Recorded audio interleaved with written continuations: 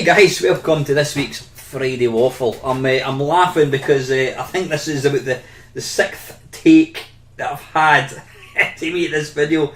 It's bizarre. I mean, I've been doing these things for a long time, but I don't know if anyone else makes YouTube content. Do you sometimes have to do multiple takes?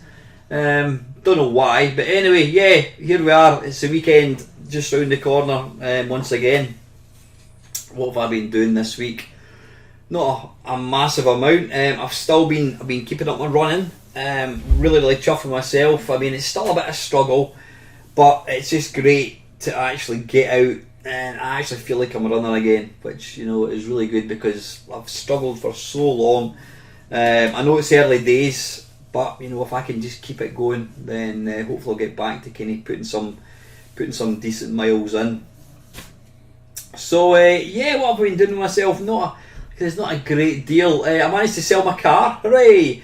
Because with the new job, I've got a company car, so I didn't need my car, so I managed to sell that. Sold that on Tuesday, I think it was. So that's good. That's good.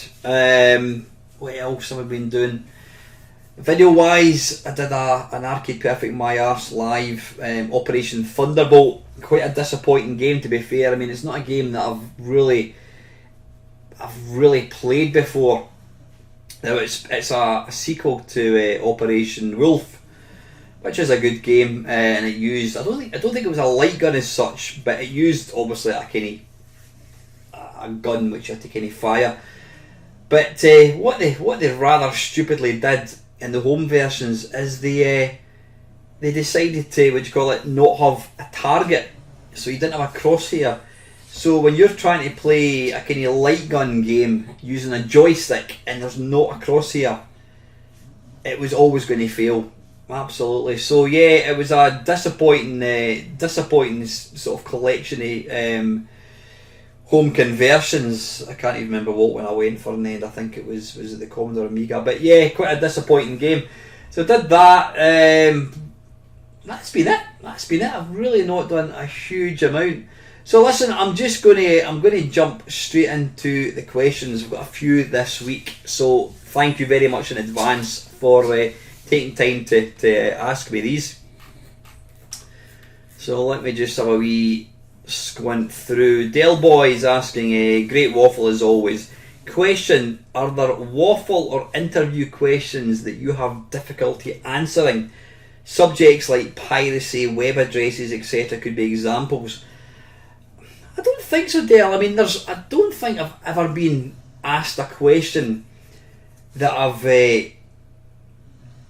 kind of been embarrassed or felt awkward about answering. I mean, there have been questions in the past where I quite simply have been unable to answer them, and that's just because I haven't been able to think of an answer, rather than feeling uneasy about it. But no, I don't think there is. I mean, I've certainly discussed piracy at great length over the years, because at the end of the day, piracy was and is, well, no, I wouldn't say piracy is piracy still a thing nowadays?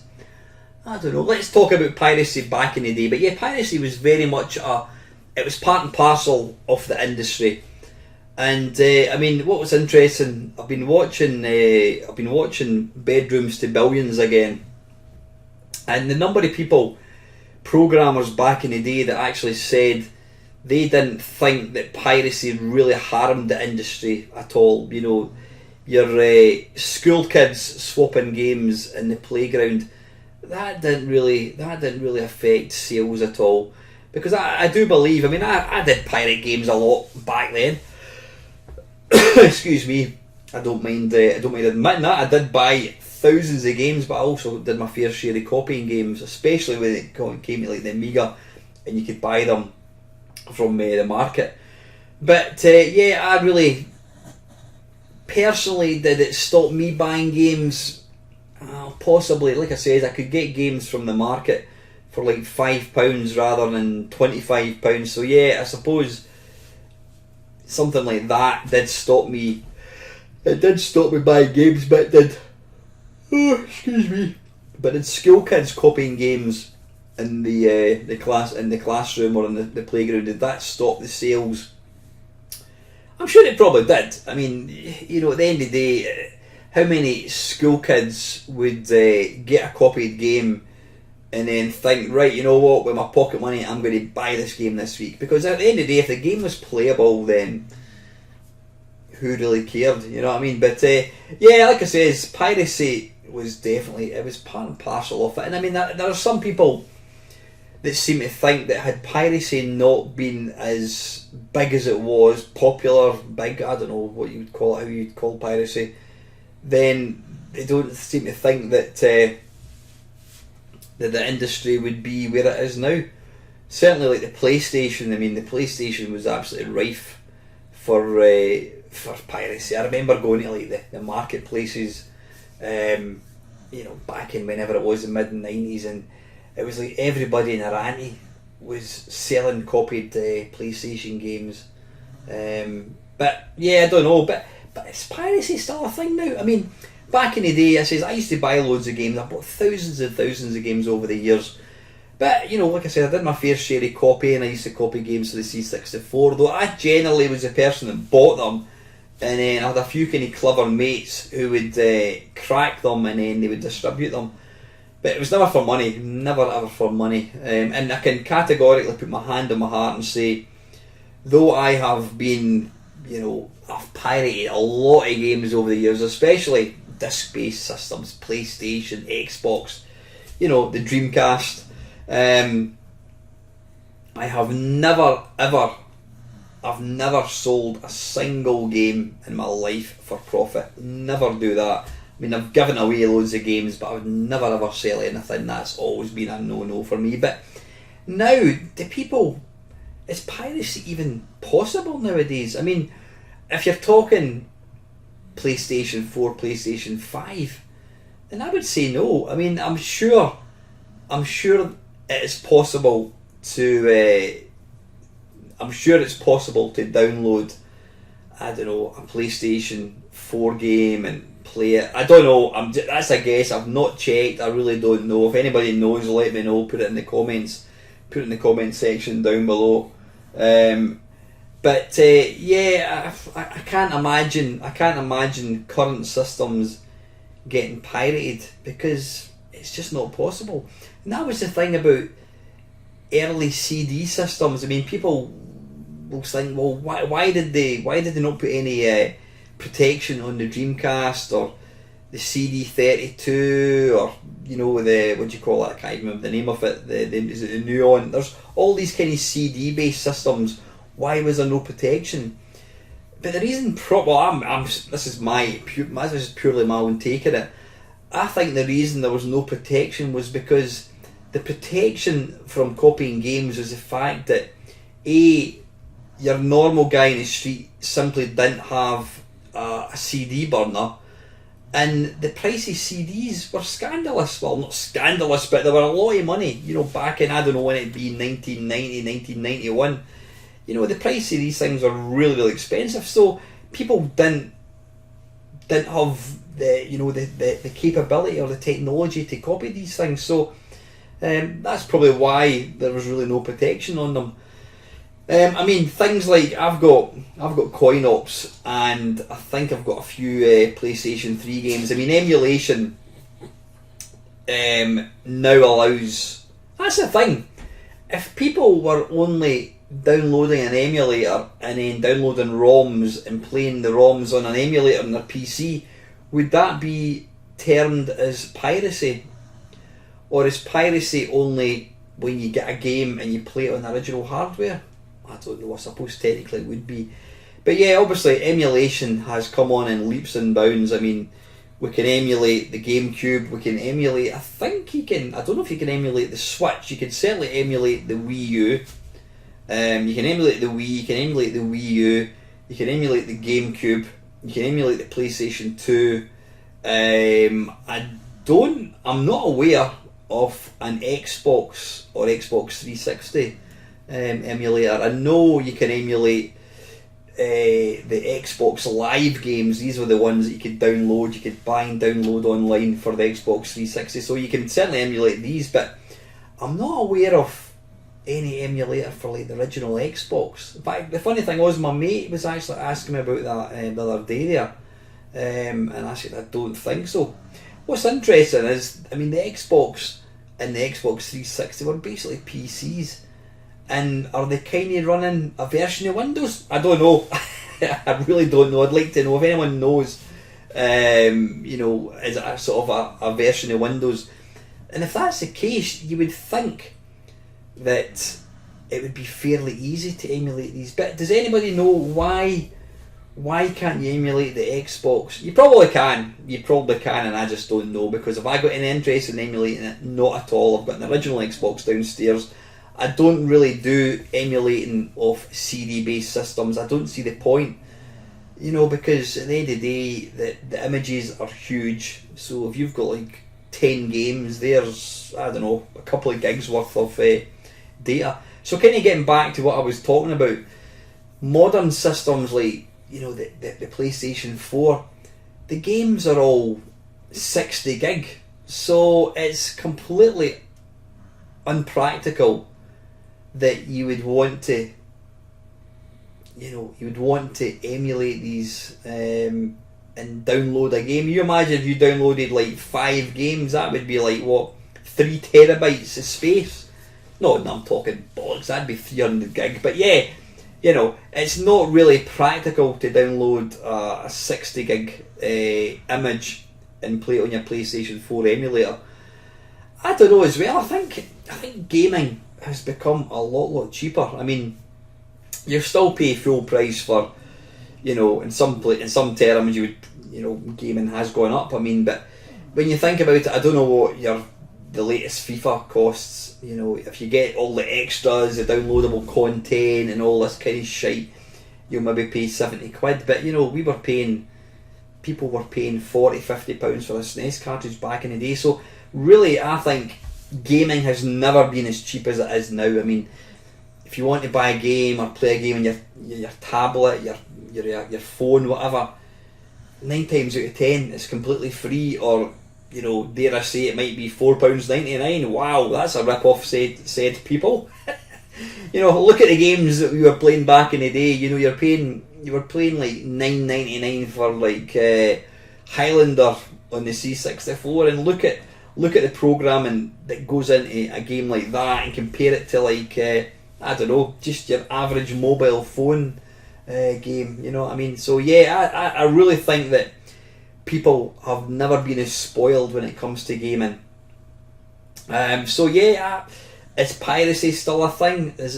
Do people still pirate games? You know, again, if you're classing downloading ROMs, then yes they do, but I don't.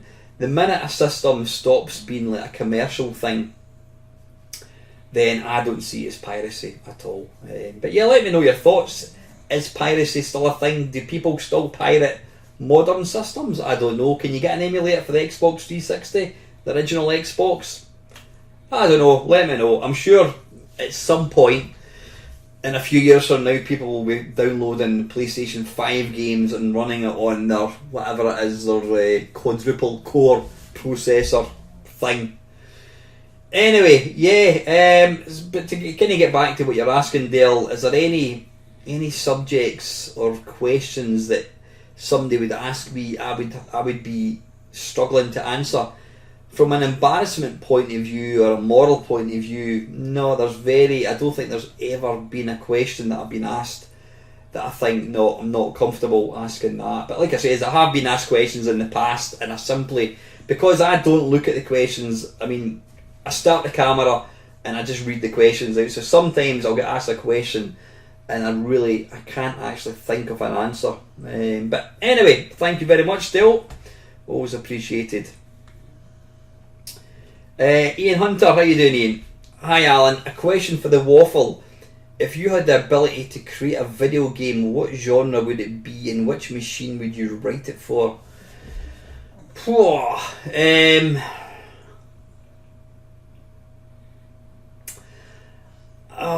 I don't know. I think it would have to be some sort of shmup of some kind. The thing is, I love playing shmups, I love playing video games, but that doesn't mean I would be able to write a good game. It's like you can get the best footballer in the world, and then he turns to coaching and he's absolutely pish. And then conversely, you get somebody like Alex Ferguson, he was a very, very mediocre football player, and yet he turned out to be one of the greatest football managers that ever lived. So yeah, as far as me being able to write a game, just because I play a lot of games, it doesn't mean that I would be able to write a game or even have an idea for a game. But yeah, I don't know. I think it would be some sort of shmup. I don't know. That's a tough question, Ian. It really is. And what system would it be on?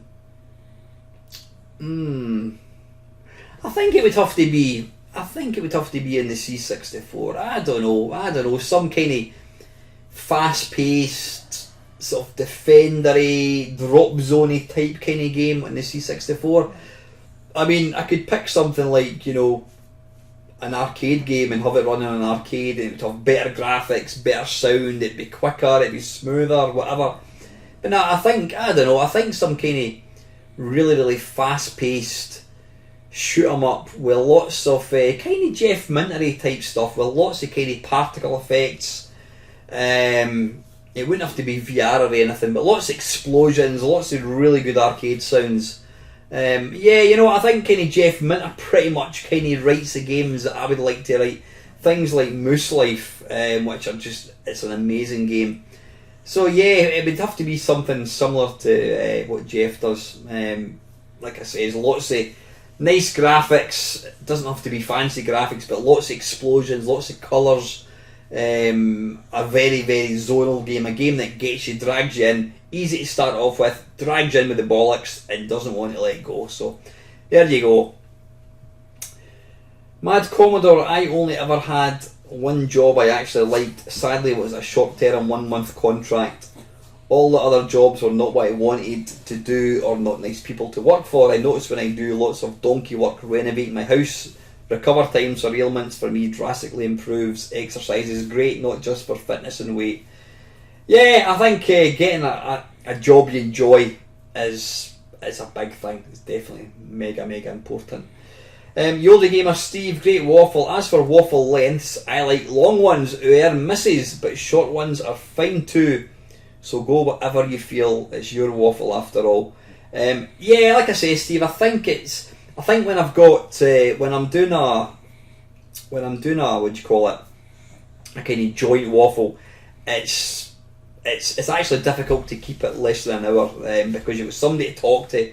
But when I'm sitting doing this, I'm just looking at the camera. I don't have anyone to interact with other than the questions. But one thing that you'll be aware of, or people that make videos will know, when you make content, you're lucky if people watch the first 20% of your video. So if I was to make an hour's waffle, the average length time might be 10 minutes. That's a reality. I'm sure all my kind of regulars probably watch it to the very, very end. But I think for me, again, it's just about what I've got to talk about. It's got to revolve around my life as well, So I think one thing that I noticed when I was looking back at some waffles from way back in the day, I always thought that my waffles were like an hour long. Now, in the last couple of years, I've always tried to kind of irk it out. How are we doing for time? Like 20 minutes. I've always tried to kind of irk it out and like make it an hour. But I think even half an hour is plenty. And to be fair, a half-hour waffle is a lot easier to make, especially when it's just me, myself, and I'm maybe running out of content to talk about. But yeah, I'm not going to say I'm going to stick to an hour or stick to half an hour. It's just going to be as and how it kind of rolls out. A lot of the time I start these things and I end up talking for God knows how long. So anyway, Steve, thanks for the comments, buddy. Always appreciated. Down the rabbit hole for the Friday Waffle. Hi Alan, a little while ago I was discussing with a friend that I almost never play sports video games. Then he said, but you do play racing games. Are car racing games sports games? I don't know. I mean, what's what is defined as a sport? I don't know what Wikipedia say. I don't know what the dictionary.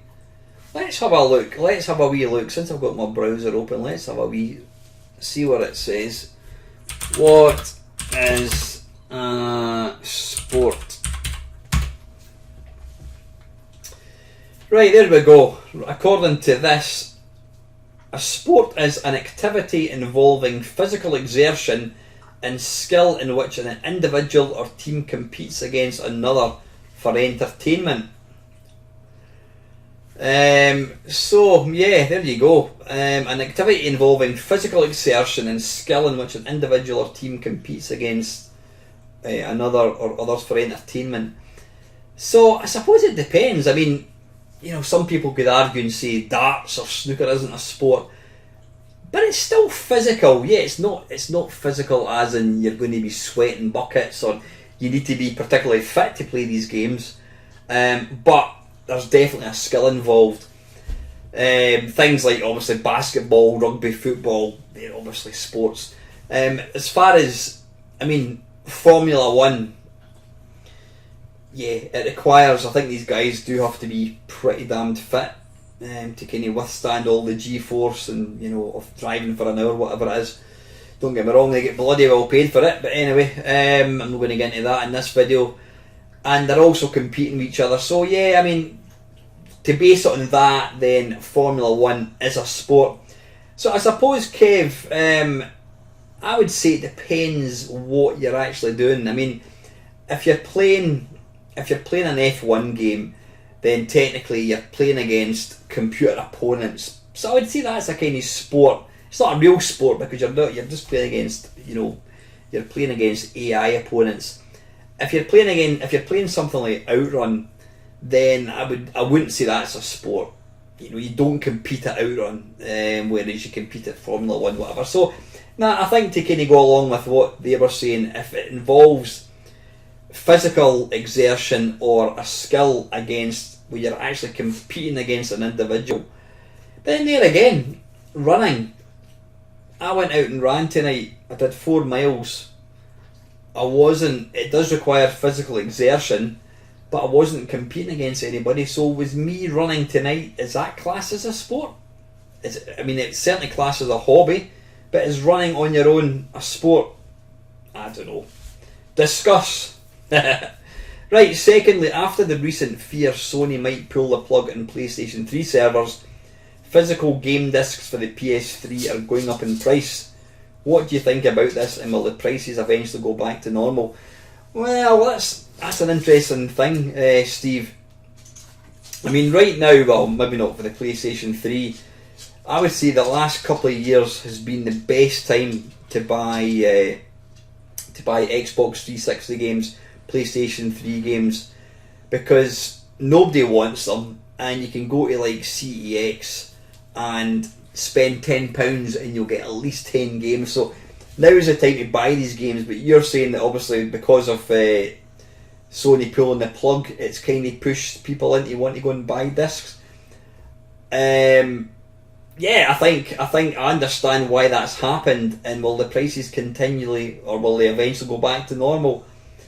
It depends. It really depends.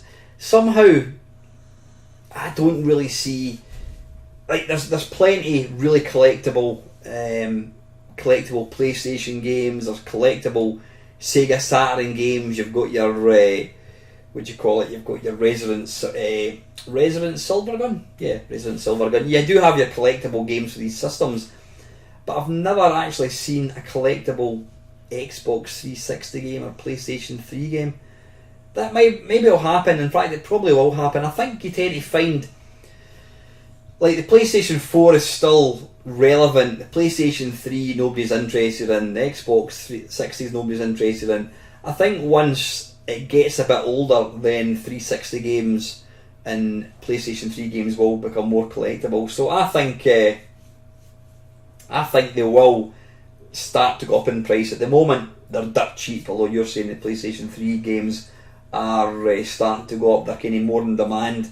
It's hard to say. I mean, the whole retro gaming scene, it has gone a bit mental, you know. Prices for hardware, and I'm assuming for games as well, has kind of gone up in price. So I don't know, but interesting, we shall see.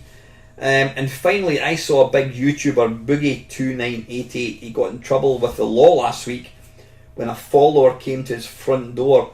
What would you do if one of your subscribers randomly knocked on your front door unannounced? I've kind of had that. I had that once, and it was a guy, and I don't know if he watches my channel anymore. It was a guy I sold my my mobile phone to, and I didn't know that he knew me. And when he turned up at my door, he said, "Hi, Mainmeister," and I'm like, "How the hell does he know I'm called Mainmeister?" And it's because he watched my channel. So that was a bit freaky. It didn't scare me in any shape or form. I suppose if somebody who I didn't know randomly turned up at my door and said that they watched my channel, I think that would be a wee bit weird, to be honest with you. Yeah, I think it would. But don't get me wrong, if I'm ever at one of these retro gaming events, I've had a few people say hello to me, and that's always nice. I really enjoy that side of it, you know. But yeah, I think if somebody came to your front door, that would be a bit creepy. Thanks, Kev. Appreciate that, as always.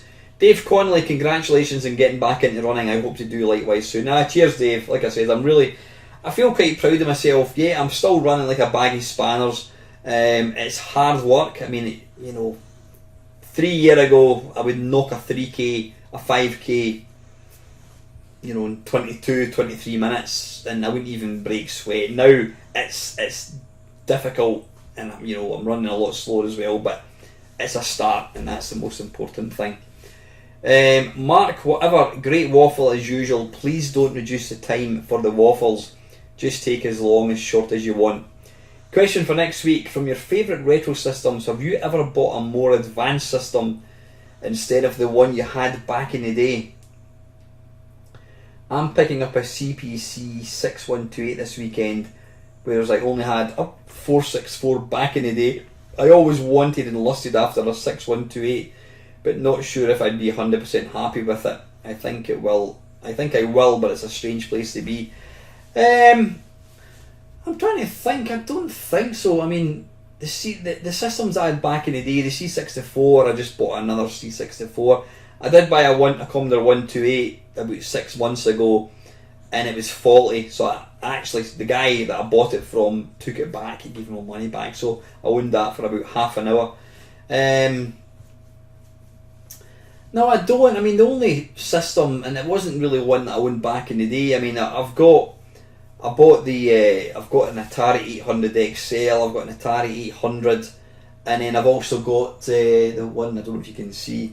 I've also got the 130 XE, which is like, you know, an upgrade. It's a 128, but I never had an Atari. So, now to answer your question, Mark, I don't think there was. Like I said, it's the C64. I've just got the C64. I had an Amiga. I've got the Amiga, Atari ST.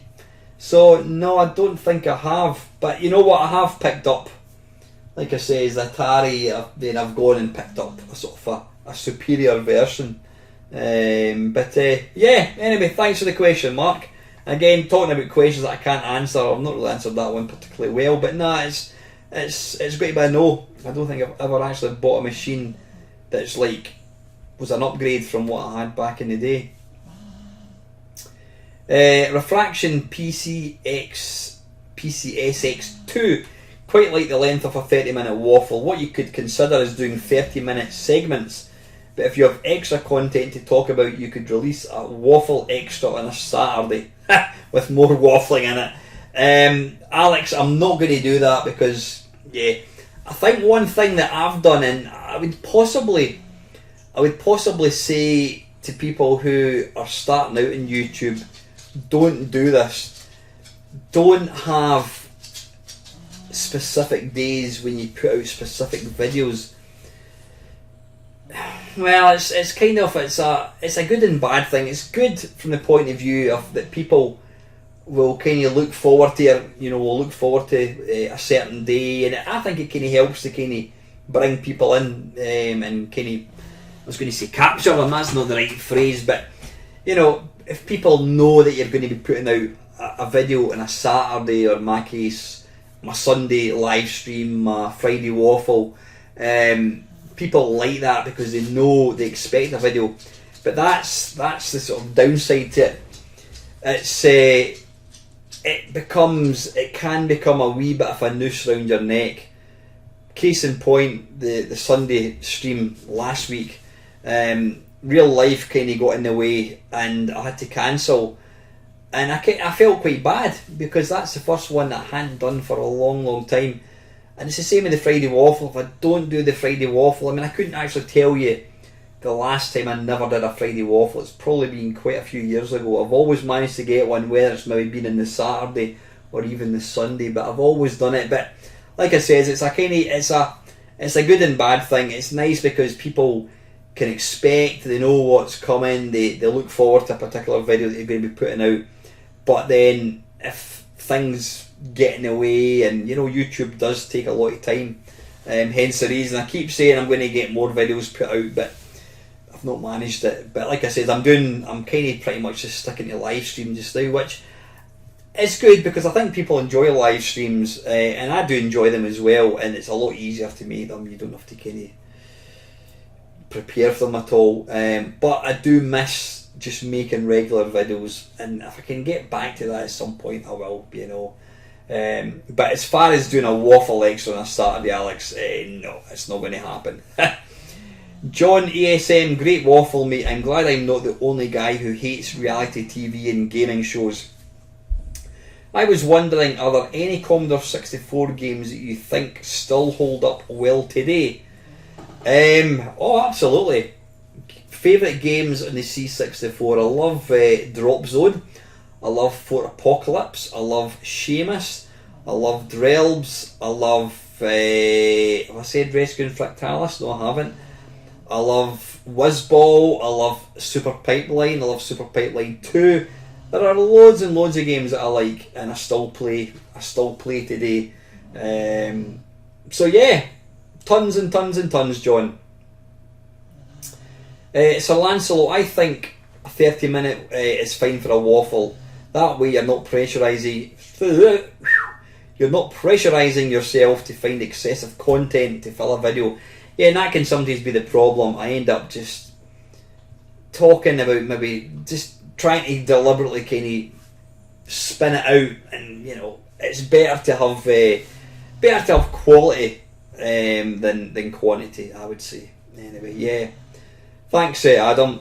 Country Roadist, Friday Waffle coming through like a Hebrew. I take it that's a compliment.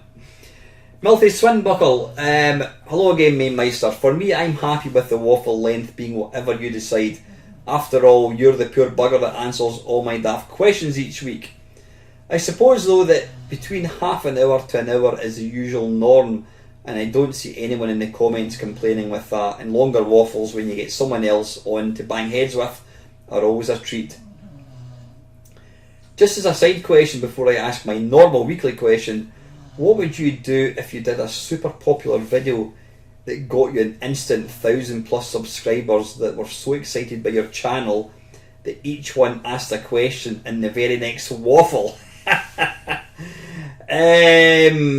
Or in other words, how many times would you have to change your pants as you scroll down the comment section through the 1,000+ questions, thinking, how the hell am I going to answer all of these? I think if that's never going to happen.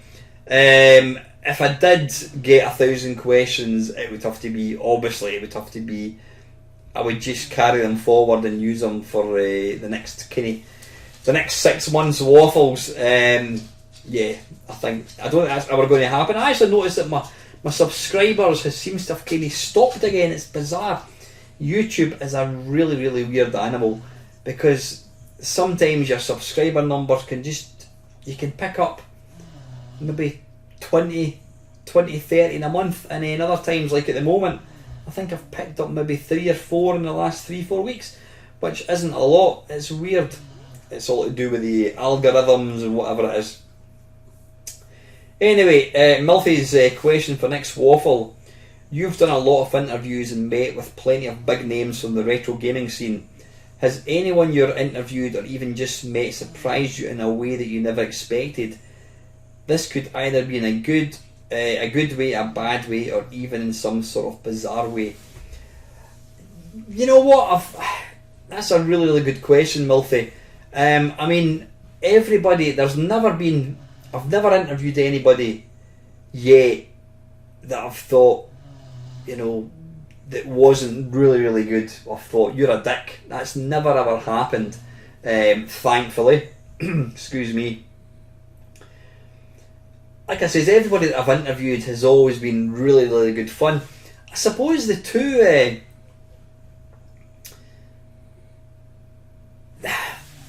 the three standout ones for me, and it's not to say that I didn't love the other ones, but that kind of surprised me.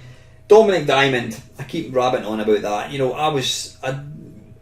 I don't speak to Dominic at all now. I mean, I don't follow him on Instagram or anything at all now. I mean, he's kind of putting out, I think he's got a Twitch stream or something, but I was very, very lucky to get Dominic onto my channel. It was through running, actually. I gave him a half marathon training program. But yeah, so he agreed to do the interview, and that was before the big hitters like the Retro Hour and all these guys. I got in first. I got to interview him when it was still like 100. I mean, he did a couple of interviews way back. And what surprised me was within 10 minutes, I was chewing the fat with a guy here that I used to watch on TV, and I was chewing the fat with him like he was a mate in the pub. It was so relaxed, and I couldn't actually believe how relaxed I was. It was easy to talk to. The first 5-10 minutes, I think I was a wee bit nervous, but after that, I settled in, and I still stand by, and I think that the interview I had with him is one of the best that I've seen with Dominic Diamond. He's a good lad, and I'll always be proud of that. But yeah, one of the other ones, Sean Sutherland and Andrew Morris from Magnetic Fields. You know what games they did, the Lotus Turbo Challenge, Supercars, Kickstart, etc. Especially Sean, he was so, for a guy that's written some of the best C64 games, he was so laid back. And what I found really, really amusing, it was funny, was the fact that he couldn't actually remember some of the games that he'd written. He doesn't remember. But he was so laid back, and he's a lovely guy. I mean, I would kind of class Sean and Andrew's mates. I mean, I talked to them, through Facebook, and I've met them a couple of times. I'll need to get them back on again, actually, because there were two of them probably most kind of popular guests. So yeah, just to see guys like that who were, they're legends. They're as far as video games go, the Commodore Amiga, C64.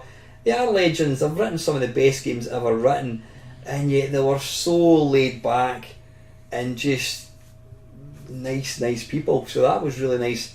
And the other one, and I don't think he watches my channel, but I don't mind saying this, it was when I interviewed Dave Games Animal Perry.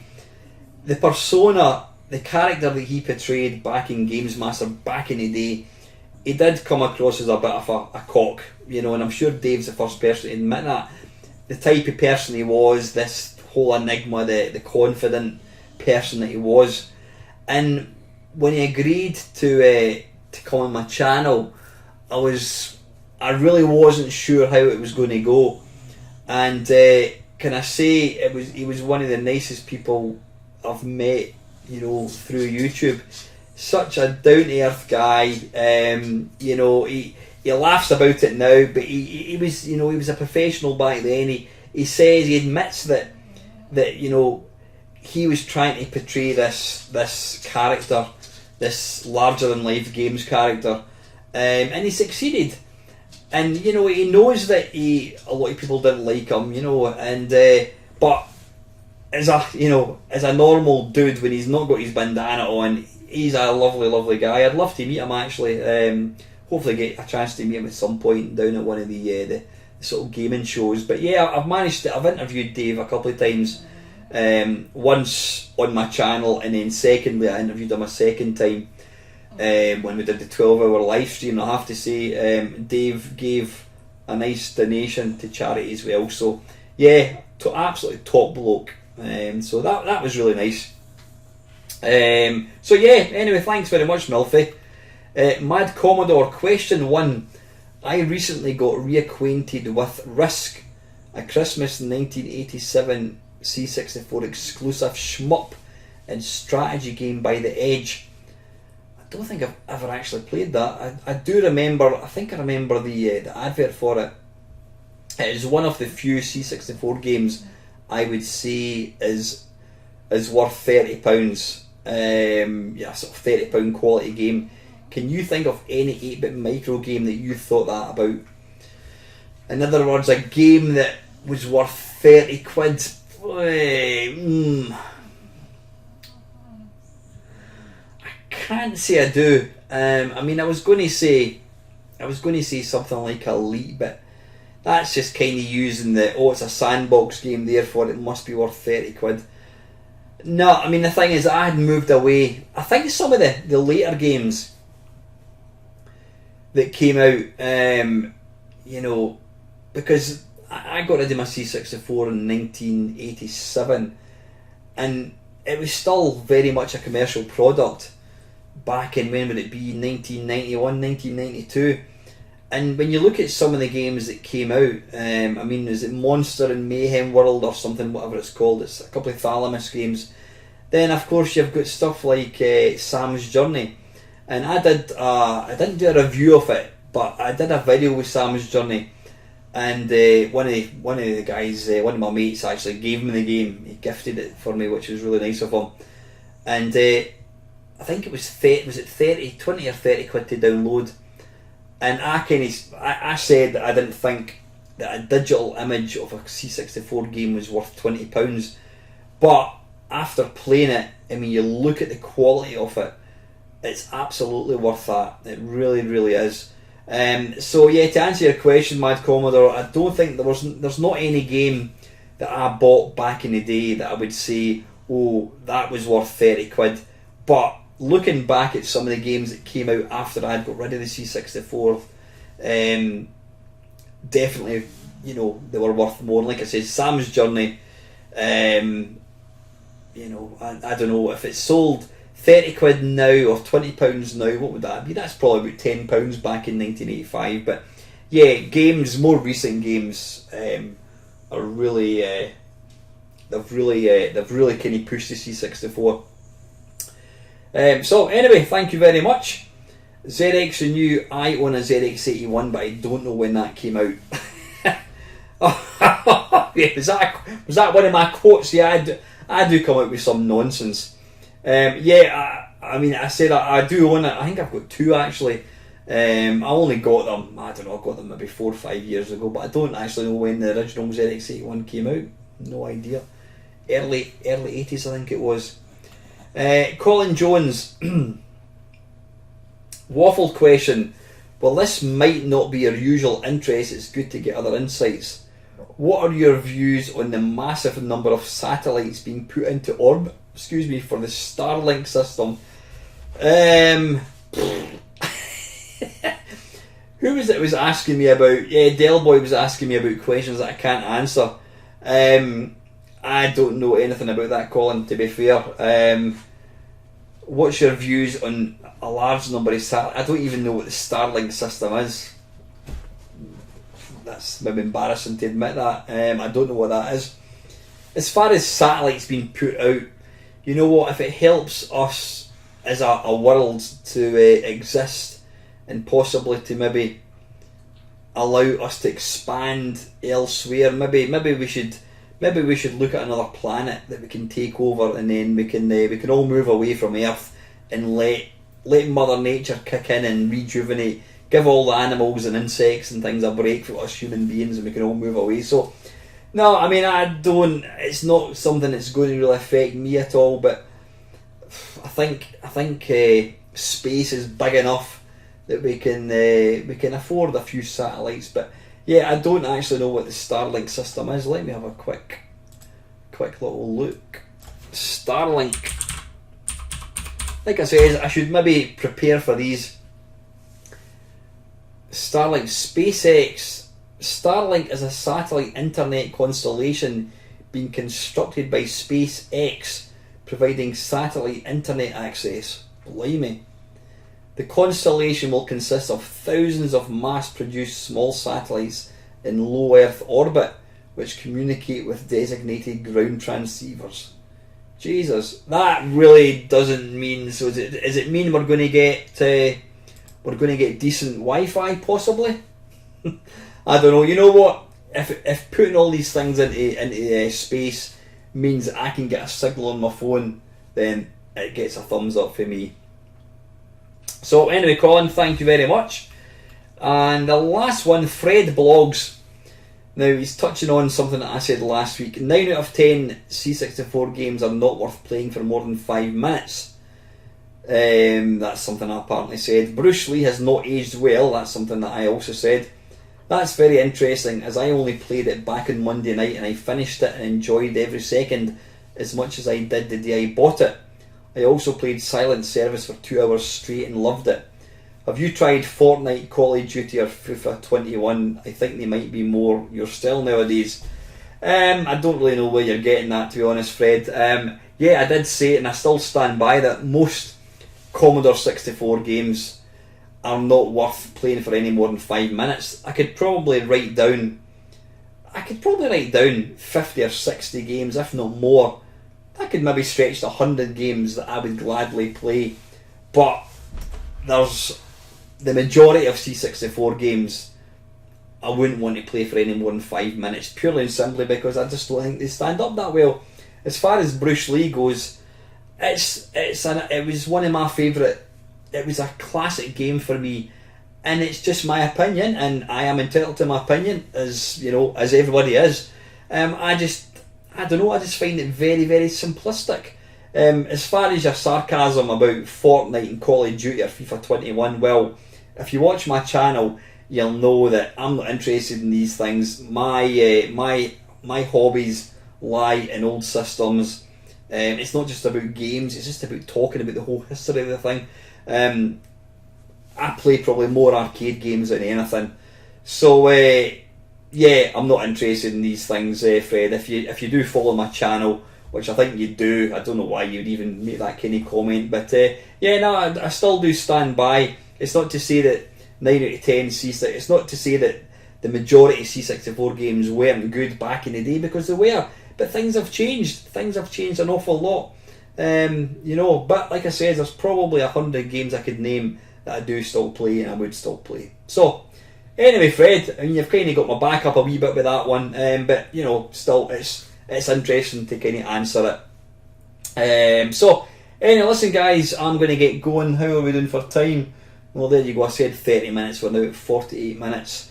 So I'm going to get away. Have an absolute excellent weekend. I will be along on Sunday. Yeah, I will be along on Sunday night. I haven't actually thought about what I'm going to do, but I will put a link in Facebook and Discord. And as always, guys, have a great weekend. And as always, thank you very, very much for watching.